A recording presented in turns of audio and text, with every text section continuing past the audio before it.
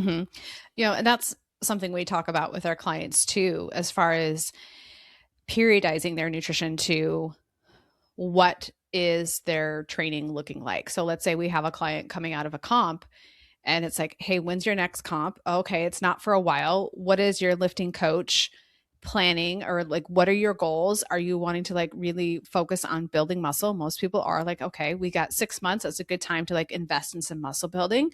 Hey, let's periodize your nutrition with that and make sure you're having a good amount of carbohydrates and calories coming in to support that hypertrophy phase so you get the most out of it.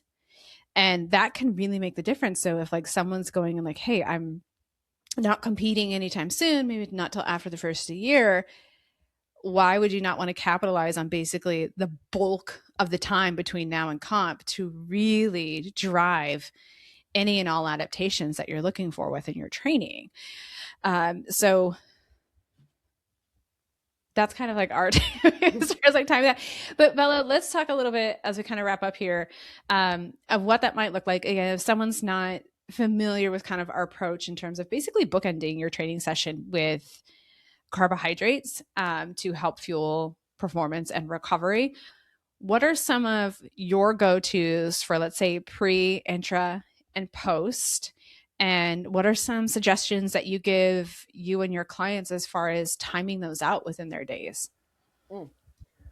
So I'm kind of playing around with different ones now, but my typical go-to is some instant oats and like a half a scoop of protein powder with it.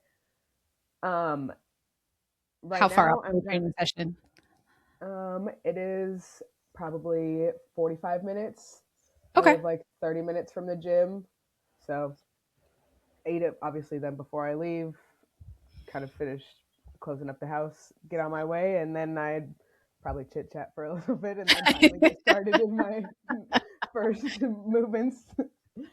Um, and then an intro one that I really like is a Gatorade, just because we already buy the mini Gatorade bottles for my husband's lunch, so it's really easy for me to just grab them and go. hmm Or I also will use a dextrose powder. Buff Chick Supplement sells just like a buff carbs, Okay. which is a scoop is like 20 grams of carbs.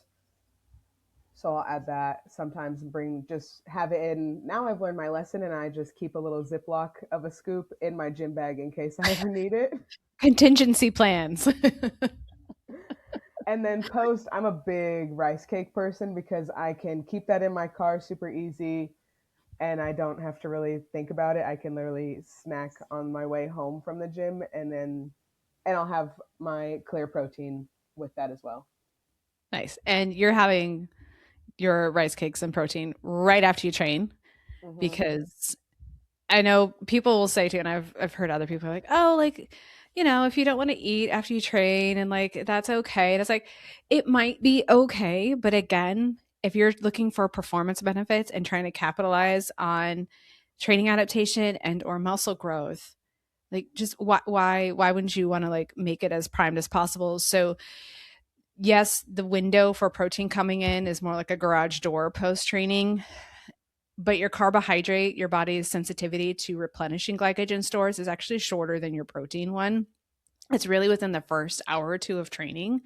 So you want to get on top of that because, again, you want to get into your next session feeling great. And like it takes about 24 hours for like the average person to kind of like regenerate glycogen stores.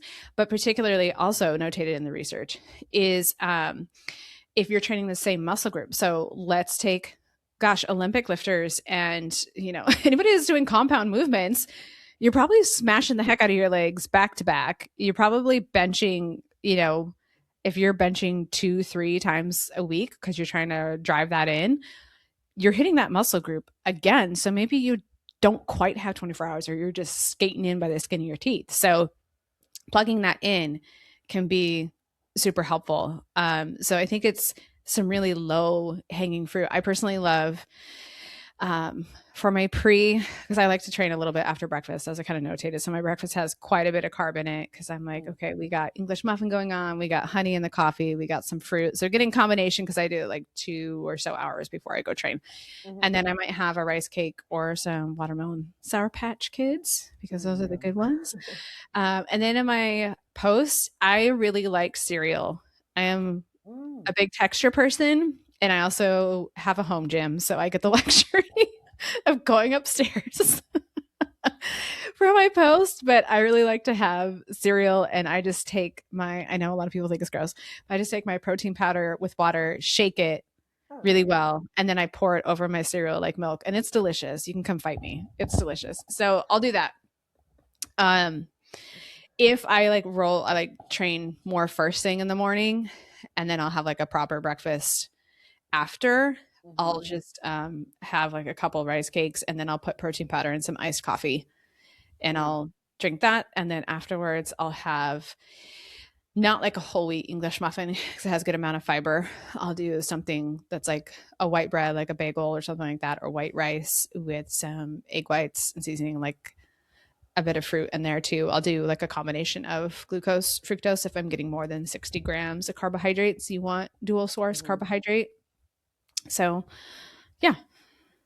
I'm one of those people that if I have to train early in the morning, it's probably like sipping on a Gatorade on the way to the gym type of thing or something like that because I need to eat in the morning, but I want it to be like my normal breakfast. If I'm like getting up and getting to the gym, it's like it needs to be in the form of some sort of drink that I don't have to think about.